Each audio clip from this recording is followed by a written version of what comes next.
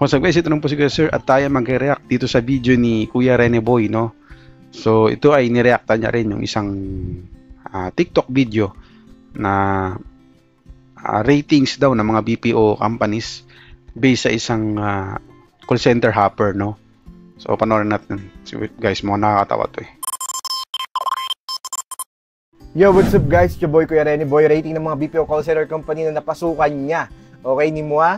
As a hopper humawak kayo dahil marami daw to.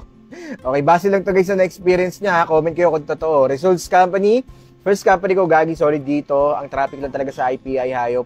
Marami lang bully na tenured sa account ko before. Telco siya, mababa sahod yun para sa pamasahe.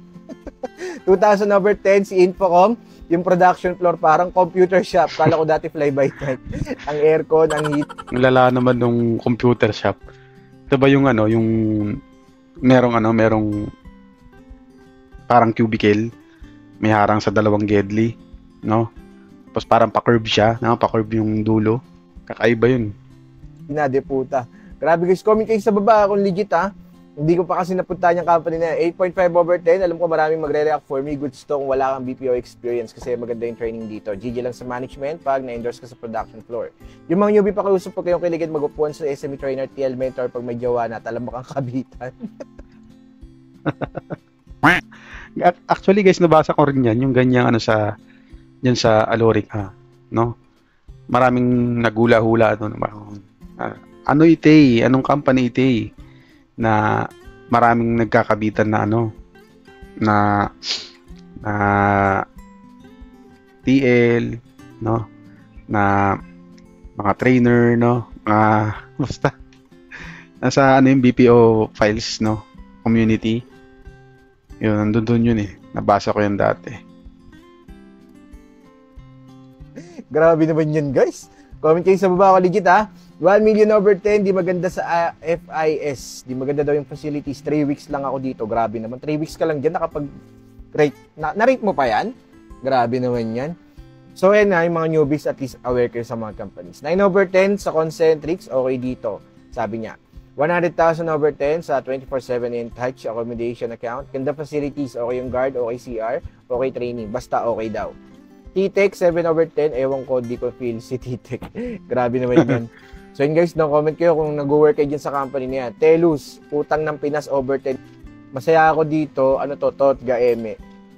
Shoutout sa Telus, happy here. AFNI, 3/10, ramdam mo yung politika kahit nasa nesting ka pa lang. Digit Uy, ba grabe yun. Sa AFNI, ganyan. Sa AFNI, ganun ba yun? Legit ba yun? Actually guys, mayroon akong naalala dati nung sabi may isa daw company na yun nga pinag-uusapan sa BPO files, no? Na isang company na talamak talaga. Parang namimili na sila sino yung parang kaka-hire lang ganun. Parang yung mga hiring managers namimili na agad kung sinong bet nila doon sa mga nag-a-apply. No, parang wala nang skills, mukha na lang ang tinitingnan. So, kung bet daw nung hiring managers ng ito yan yung ipapasa nila. Hindi ko yung alam anong company yun. Hindi ko alam Comment nyo guys, sino ba yan? Hanggang ngayon, hindi ko nakikita kung sino yung company yun. Daw? Pero grabe. VG, 10/10, okay. Dito, apply ka pag may XP ka, mataas naman mag-offer. Management, yes to the best. VG daw guys, VG. Tas, Uy! Kita nyo ba yan? Kita nyo ba yan? Ayan guys, endorser ng merch, no? Endorser ng merch ng TaskUs, no? Ako po ay nagtatrabaho sa TaskUs, guys. So, proudly presents, no? So, so far, ako experience ko, so far okay naman, no? Totoo naman to, yung sinasabi na mahirap ang assessment, yan, mahirap talaga, mahirap makapasok. So, yung offer, saktuhan lang. Kumbaga, sa experience ko before, hindi naman siya, kumbaga parang hindi siya naging basihan para maging ganun yung offer sa akin. Yung pinagtrabahuhan ko before sa ibang company, parang feeling ko hindi naman yun yung naging basihan Ang depende pa rin sila kung ilan yung nasagutan mo or ano yung score mo sa assessment. Tapos, yun. Masarap naman yung freelance, guys. Nung may mga times lang, may times lang na na-experience ko before na hindi talaga siya okay, pero hindi ko nababanggitin sinong vendor yun, no? Pero, basic experience ko itong bago na namin vendor nung RTO pa kami. Work from home kasi kami ngayon. So, okay naman. Okay naman yung food. So, yung konti, totoo yan. Medyo bitin, pero masarap naman. Okay? Ano na pala ako guys, nagtatrabaho ako dyan from 2019 until now. So, sa September ay magka 5 years na ako. Tagal na. Wow! As 30 million over 10 scam, hirap ng assessment, kala ko mataas offer kasi taas ng standard. Sus Mariosep, di masarap free lunch, konti pa.